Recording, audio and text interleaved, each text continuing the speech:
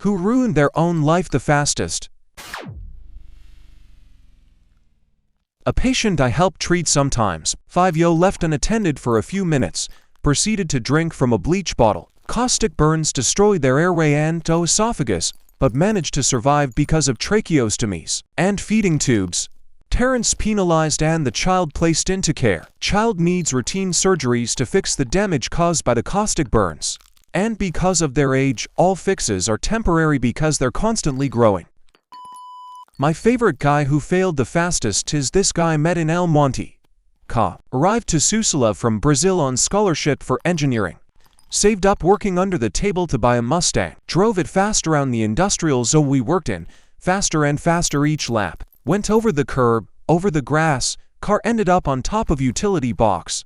While I was working at Starbucks across the street from the landing zone, guy wasn't hurt, but he got into all sorts of trouble. Lost his scholarship, visa, chance at us education, and deported.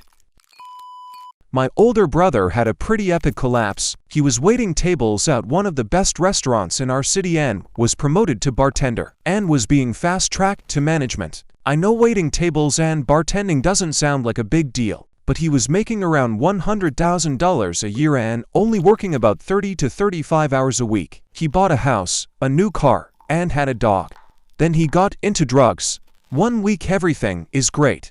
The next week his roommate moves out abruptly. I'm guessing he had been spiraling without the family knowing, but she saw it all coming. She leaves abruptly. The car gets repossessed, and the bank seizes the house. He moved in with my dad, but after 2 to 3 days my dad puts him in the hospital. After a few days there he bounces out and declares himself a new man. Moved back in with my dad. After a couple of days there, he's back at the then out to basically a homeless shelter. This is all within like a 2 to 3 week span. That was 15 years ago. He's been bouncing in and out of shelters in Baltimore and Boston since.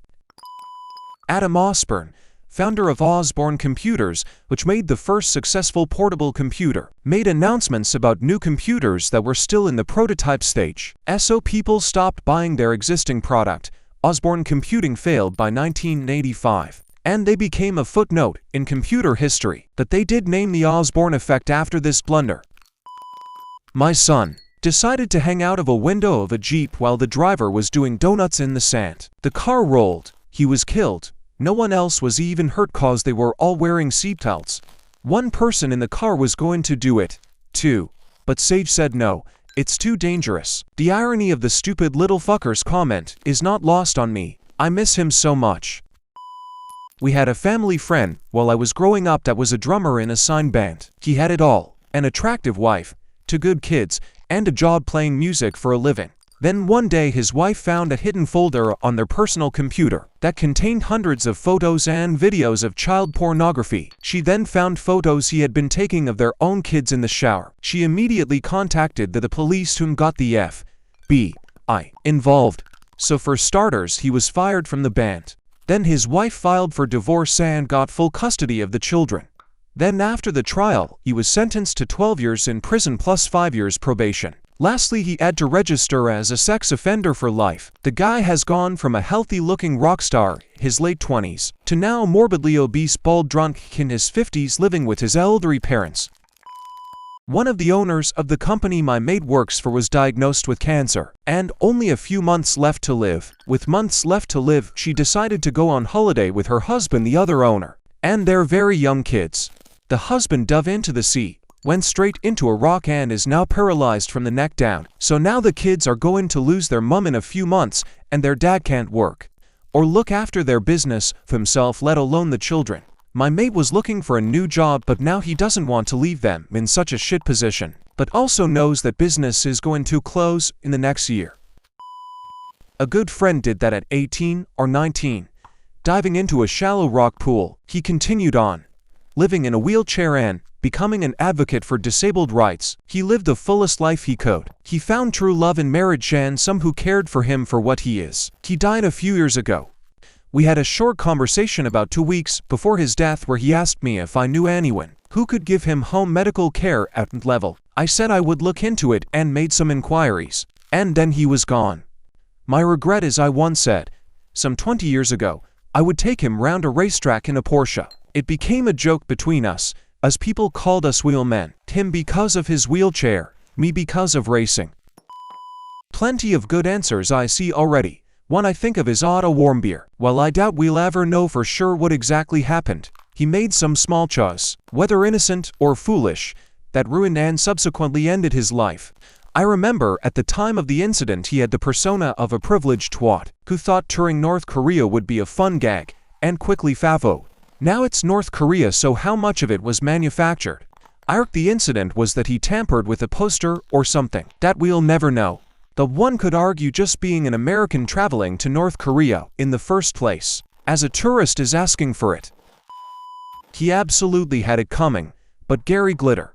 He could have enjoyed a comfortable and peaceful retirement and been fondly remembered as one of the biggest names in British glam rock, at least up until Operation U-Tree got underway, if not for one fatal mistake, handing some unsuspecting techie at PC World a broken laptop whose completely unencrypted hard drive that was absolutely chock-a-block with child sexual abuse imagery, revealing himself to be not just a colossal nonce, but also thick as mince. One day I decided I wanted to try gambling and downloaded the bet map and got into online roulette. It was the best 10 worst 7 hours of my life. I didn't know how to play, and within the first 5 games I won like to grand. On a literal accidental click. Completely all-consuming, creating systems to get a win, winning big, losing big. At one point, I did actually empty my savings account to recover a loss. At the 7-hour mark, I realized I hadn't eaten, used the bathroom, or even really moved. I had almost lost all of my money. When I snapped out of it, I was physically ill.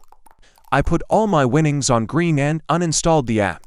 Now Betton calls me once a week, offering me $100 in gambling credit to reinstall the app. WTF. It was a wild fucking ride. And my biggest takeaway is bewilderment that you can go to the App Store and download a game that can ruin your life in a matter of minutes. I cannot imagine being in recovery for gambling in this age of accessibility. Not super famous, but definitely notable, the streamer, YouTuber Cryatic, had a big following from his YouTube days. Did videos with PewDiePie before switching over to Twitch full-time. He would pull in a good 4,000 viewers per. Then, as I understand it, he started an antidepressant that altered his brain chemistry a bit too much, and he started seeing himself as an activist and hero. Then he posts a YouTube video where he admits he groomed girls on the internet. Everything cascades from there and he disappeared off the face of the earth. My brother repeatedly hung out with the kids my mom, and I told him time and time again that they were not good people and you'll get in trouble. Fast forward half a year later and he was arrested with those friends for robbing 3 liquor stores with guns. He only got off because he was what the cops called the bad boy who didn't hold any weapon or hurt anyone. Well, that and I got him a lawyer who frequently represented organized crime members and got 99% of them off with a slap on the wrist. Him being white, we were targeted by my brother's friend's family and we were stalked. menaced and had weak Molotovs and bricks thrown at our house. We were blamed for being racist and that's why he got off, not understanding that he didn't even hold a gun, had no priors, and his friends were known gangbangers, have been known to pressure others into doing things. Well, anyway, he now has a record that will follow him everywhere now. A friend of mine decided that she was polyamorous. Her husband was supportive and she started dating a married guy in another state, literally driving hours back and forth every other weekend to see him. Out of the blue, after a few months of this, she says that she doesn't feel attracted to her husband anymore and might want a divorce. He is blindsided and willing to work on the relationship. He did nothing wrong and had been nothing but supportive of her. And her friends all beg her to try counseling before going nuclear for no reason. She ignores this and divorces him, ruining both her and her husband's life out of nowhere. She moves to the other state with the other guy and his wife, where she loses contact with her friends and family and basically becomes a mistress to him, and watches the couple's baby for free. The poor husband was devastated. We're still friends with him, and he's remarrying to a lovely woman. But I still mourn the loss of my friend who just fucked up her entire life to go be miserable. Pirate software. I know it's not the exact question, but a more recent example of somebody who was certainly speedrunning popularity until he crashed into a brick wall when he was a large contributor in wiping his hardcore WoW group in a dungeon. To those who don't know, because popular streamers Content creators aren't necessarily on the same level as Hollywood celebrities. Pirate Software, his channel name, or as he goes by the real name Jason, more or less paraded as an elite hacker who worked at Blizzard for 8 years, among a handful of other high credentials, and would often talk down to people, saying things like, "I would know, I helped code it," when talking about games and such. About 6 or so months ago now, he was a part of the large hardcore war revival. Hardcore means if your character dies, it is deleted. It takes hundreds of hours to hit top level on average. Anyway, he was in a content guild that had specific rules that included things like, if you're doing a dungeon, you must be streaming, recording, and there was a very catastrophic wipe event where he basically beelined for the exit in panic, instead of helping his group get out safely. As a class that is equipped with tools to do so, he could have prevented probably every death. Regardless, that wasn't the big issue. It was that after the fact, he refused to own up to it. Refused to apologize, admits he may have misplayed, but the situation wasn't his fault. He was smug, unapologetic, and doubled, tripled, quadrupled down on it time and time again. Obviously people didn't like how he acted, and he received a lot of unhinged online harassment over it. This just pushed a boulder from the top of the mountain though. It became mostly clear that his job at Blizzard was only due to the perks of being an executive's son. His dad is actually the guide they based the South Park What guy off of. He worked with the team on the episode. His coworkers have come out to say he spent most of his time ignoring his tasks, and instead talking in furry communities on Reddit all day. Old videos surfaced where it's clear that the deep radio announcer voice he uses is fake. Forced, as he used to have a high-pitched, whiny, stereotyped TV trope dweeb voice. He claims he had a second puberty at 30 where his voice deepened. He had made a bunch of statements about not cheating in puzzle games, only to stream a bunch of puzzle games where he magically figures out solutions to puzzles out of thin air or without seeing the context clues that lead you to the answers. Specifically figured out a puzzle that took a community 2 months to do after about 5 minutes. Basically the guy is a total fraud nepo baby from top to bottom. He will honestly probably see this thread, search for his name, and ban my Reddit username from his Twitch channel when he sees this. And not kidding. I know this is all mostly drama for the unemployed to keep up with, but man, I thought this guy seemed off when he first started growing in popularity, which was out of nowhere. BTW, he became quite popular extremely quickly and out of nowhere. I'm sure there's something to that as well. Elliot Spitzer, riding a wave of massive popular support after he punked the banks and insurers who were ripping off the public. He might have had a real shot at president in 2016 or 2020. Before you laugh at that, look at the actual candidates both parties have put up and explain how Spitzer was worse than them. But the same things that fueled his political ambition, the fact that he was a hyper-focused nerd who could not get a single girl in school to even kiss him, also drove his downfall. It's a story as old as time itself. The geek who never got any female attention growing up, making up for lost time when he achieves some form of success. Not really a problem for anyone except the unfortunate girls when it comes to dipshits like Zuckerberg or Musk, but a real shame when it's a promising politician. Oh well. Alice Sebold, author of Lovely Bones. She sent a man named Anthony Broadwater to prison for rape despite him being innocent. He was released in 1999 and was registered because of that. Then in 2019, Timothy Muccianti, who was an executive producer for the film adaptation of Sebold's memoir Lucky, which was based on her assault, saw discrepancies which described the trial. He said, "I started having some doubts not about the story that Alice told about her assault, which was tragic, but the second part of her book about the trial, which didn't hang together." In 2021, Broadwater was officially exonerated and Lucky lost the fundings. Sebold has only released a public apology about what she did, not apologizing for putting an innocent man in prison and effectively ruining his life. From what I know, she hasn't received any legal punishment nor has paid Broadwater for spending 16 years in prison. Though her reputation is tank sorta and likely people would know her as the woman who put an innocent black man behind bars. A former good friend of mine.